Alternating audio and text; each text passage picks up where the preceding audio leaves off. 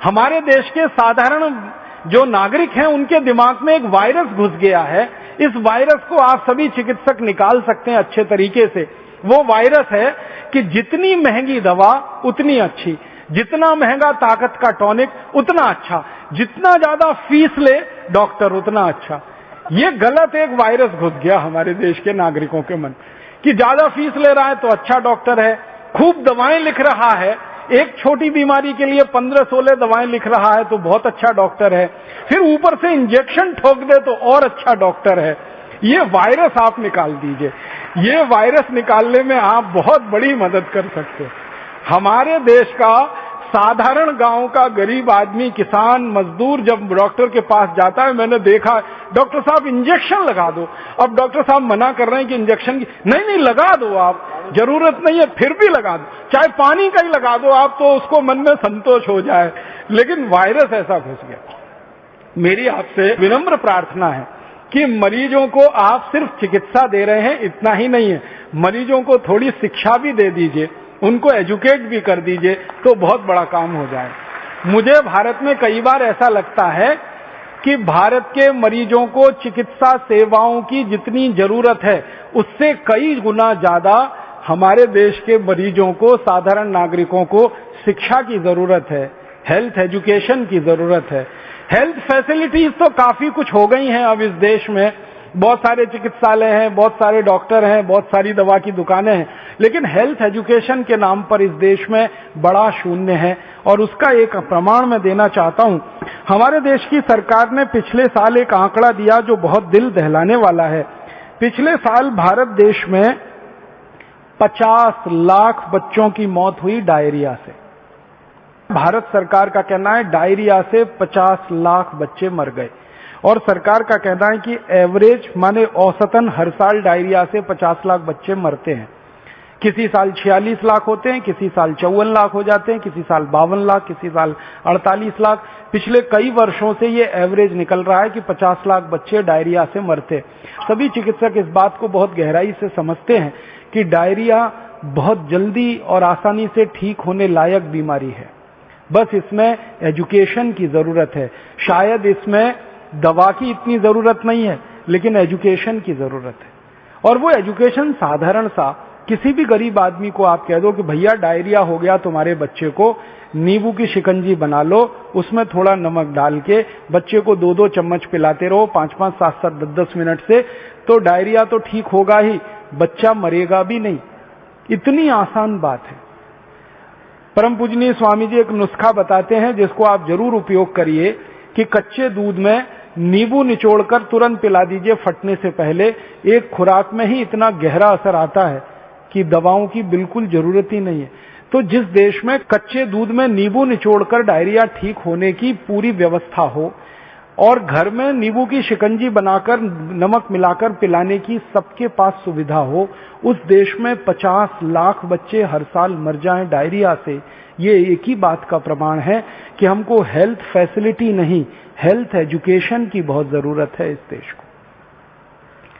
भारत सरकार ने पिछले साल इसी तरह का एक आंकड़ा और दिया, वो और भी दुख देता है कि हमारे भारत देश में 40,000 बच्चे हर साल अंधे हो जाते हैं विटामिन ए की कमी से।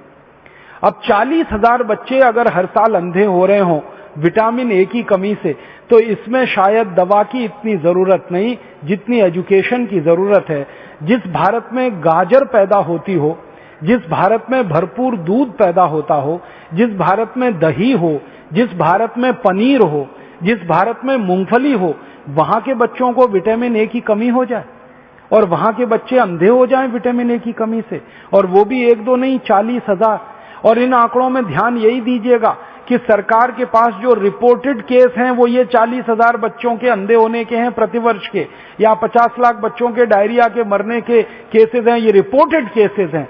अनरिपोर्टेड जिनकी दर्ज ही नहीं है कहीं कोई सूचना, वो और भी बड़े हो सकते हैं।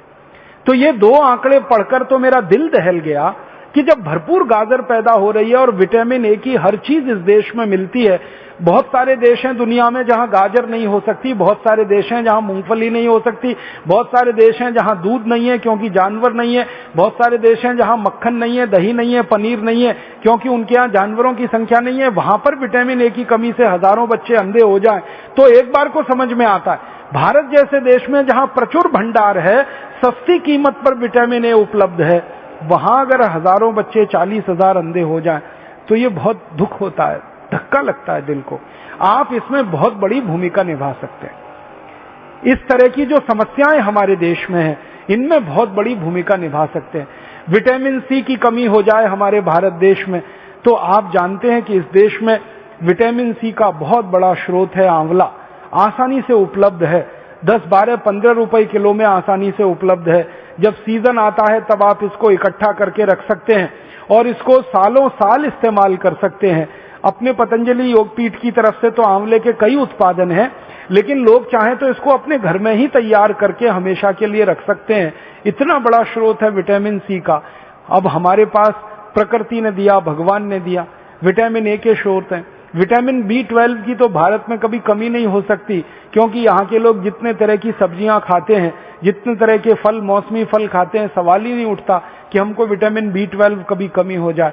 ऐसे हमारे देश में प्रकृति के द्वारा जो बहुत सारे समृद्ध पदार्थ हैं, सस्ते हैं, कीमत में आसानी से उपलब्ध हैं, हर जगह होते हैं।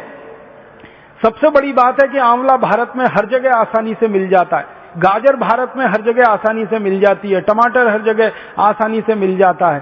तो क्यों नहीं हम इनका हमारे मरीजों में, हमारे देश के साधारण नागरिकों में प्रचलन बढ़ाएं। और इस प्रचलन को हमारे देश में जितना ज्यादा आप बढ़ा देंगे, हमारे मरीजों की फालतू दवाओं पर निर्भरता उतनी कम हो जाएगी। कैल्शियम की कमी के आपके पास जितने सारे मरीज आते हैं और आप उनको कैल्शियम के बहुत सारे स्रोत बताते हैं, और आप भारत में बहुत सारी सस्ती सस्ती चीजों से कैल्शियम को उपलब्ध करा सकते हैं। सबसे आसानी से कैल्शियम हमारे यहाँ उपलब्ध है चूने के पत्थर के रूप में।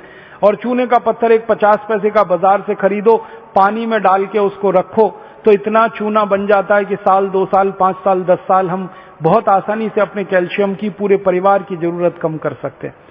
आप भारत के लोगों को एक छोटी सी बात कहिए, विनम्रता से मैं आपसे कहना चाहता हूं, कुछ लोगों से कहिए कि कैल्शियम की कमी पूरी करनी है तो सेंडोज की गोलियां ले आते हैं। कैल्शियम सेंडोज की सैकड़ों रुपए की गोलियां आती हैं।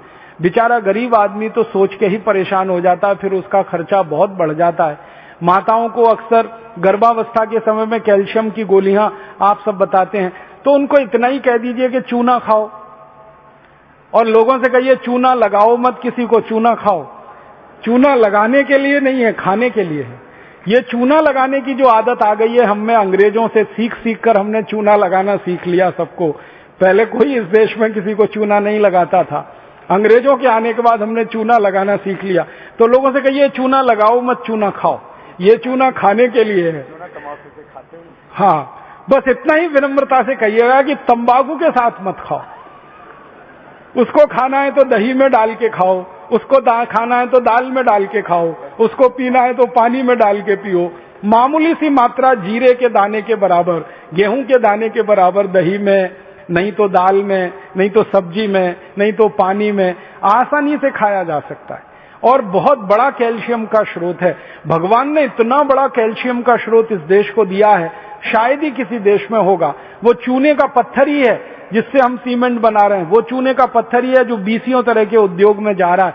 वो ही चूना हमारे मरीजों के कैल्शियम की पूर्ति में बहुत बड़ी भूमिका निभा सकता है। तो ये साधारण सी बातें आम आदमी के दिल दिमाग में बहुत जल्दी बैठ जाती हैं, लेकिन आप कहेंगे तो ज्यादा अच्छे से।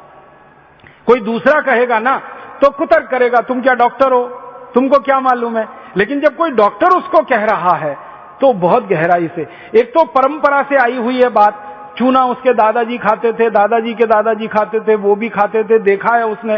फिर आपने और जोड़ दिया उसमें कि ये कैल्शियम का सबसे बड़ा भंडार है, तो बात तो पक्की बैठ जाएगी उसके मन में। फिर वो अपनी जीवन शैली को इस तरह से बना लेगा कि सैंडोज की गोलियां खा खाकर करोड़ों रुपए एक विदेशी कंपनी को देना, क्योंकि आप जानते हैं सैंडोज जो है विदेशी कंपनी है, उसके करोड़ों रुपए का धंधा सिर्फ ये गोलियों का ही है। और ये धंधा हम भारतवासियों के अनजाने में, गैर जानकारी में हो रहा है। अगर ये जानकारी बढ़ जाए भारतवासियों की तो बहुत बड़ा काम आप सब मिलकर कर पाएंगे। तो मेरा एक ही विनम्र आपसे कहने का प्रयास है, वो ये कि आप थोड़ा एजुकेशन, किसी भी पेशेंट को थोड़ी एजुकेशन दीजिए, थोड़ी शिक्षा दीजिए, सामान्य ज्ञान उसको बताते जाइए ताकि वो गंभीर बीमारियों से बचता रहे, अपने परिवार को भी बचाता रहे। बहुत दुख होता है कि भारत में 60 से 70% बीमारियां खराब पानी के कारण है, गंदे पानी के कारण है। अब मरीजों को और हमारे देश के सभी साधारण नागरिकों को ये बताया जा सकता है कि भाई पानी को ठीक करके पियो, उबाल करके पियो, छान करके पियो, इसकी गंदगी से आप इतनी बीमारियों से परेशान हो। डायरिया तो आप जानते हैं कि खराब पानी से ही होता है, हैजा तो आप जानते हैं खराब पानी का ही दुष्परिणाम है। आप तो जानते हैं लीवर की कई सारी बीमारियां बहुत सारे गंदे पानी के कारण, खराब पानी के कारण है। तो ये साधारण सी बातें हमारे मरीजों को ध्यान में आप लाते रहें और उनको थोड़ा एजुकेट करते रहें, शिक्षित करते रहें, तो बहुत बड़ा काम आप सब कर सकते हैं।